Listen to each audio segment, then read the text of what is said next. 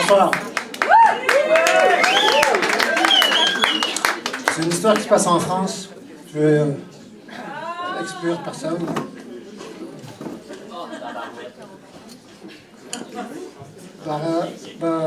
Barbara Baraba.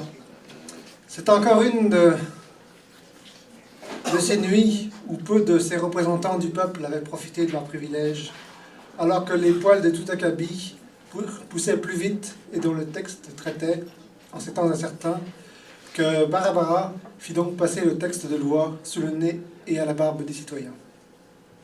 Jusque-là, une certaine liberté était permise. Il était admis, dans les milieux variés et même autorisés, de porter cet amas poilu de 3 jours ou de 3 ans. Les usages voulaient, la plupart du temps, qu'il y ait un respect de taille, ou qu'il n'y ait pas du tout de poil au menton. Les députés s'imputèrent cette nouvelle tâche, réglementer les barbes. Pour protester face à un tel affront, à un besoin d'expérimentation, toutes les familles de Barbapapa et de Barbies manifestèrent leur désarroi et leur déception. Ne trouvant pas de clause d'accord, l'affaire alla jusque devant les tribunaux. Pendant ce temps, les poils continuèrent de pousser comme les jardins en friche, sans qu'un décret d'application n'ait été voté. De graves malentendus subsistaient, surtout pour ceux qui en avaient jusqu'aux oreilles de la barbe, et ne comprenaient pas la teneur du texte. Cela procédait, selon eux, de leur culture, d'un choix personnel, ou d'hérédité, de quelque chose qui se développait dès la puberté. Même si cela faisait ressortir quelques humeurs dérangeantes, cela faisait partie des expériences de la vie. Avant de pouvoir tailler une barbe comme il fallait attendre quelques jours. Poilus de tout poil sortirent à leur tour dans les rues, même si l'encadrement aurait fait grand plaisir aux barbiers.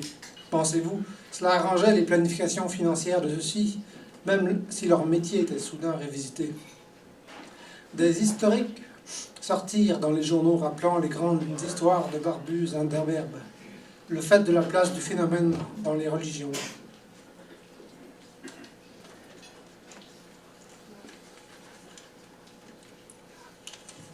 Les armées, en comparaison, suivant les pays, parce qu'en effet, la taille était différente suivant le rang social, l'époque, etc.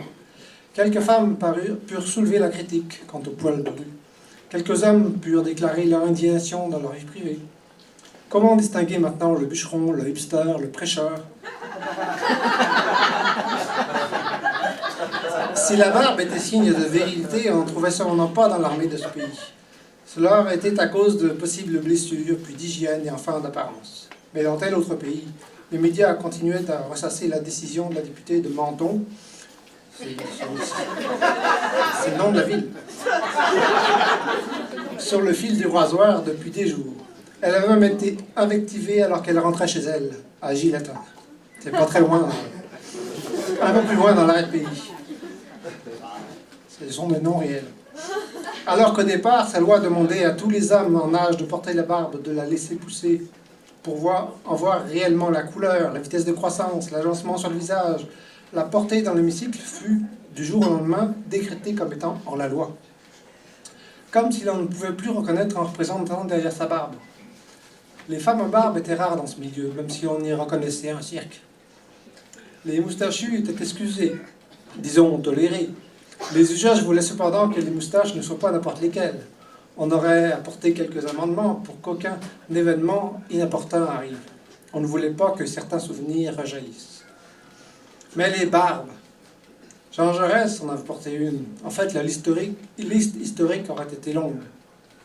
Les psychosociologues, psychologues et philosophes mis de la partie parlèrent de la liberté de penser plus loin que le bout de leur poil.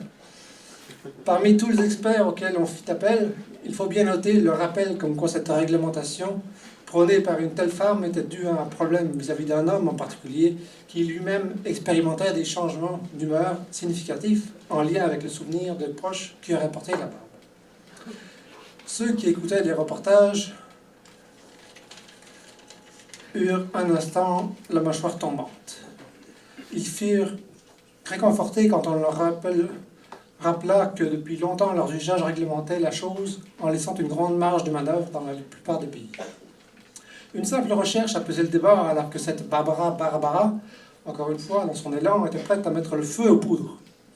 C'était maintenant le souvenir d'un feu de paille, de brousse, de barbe. Pourtant, on avait tant débattu, même dans les sandwicheries, notamment de Barbès, où le b.a.-ba de la taille des kebabs était la clé du succès d'année en année.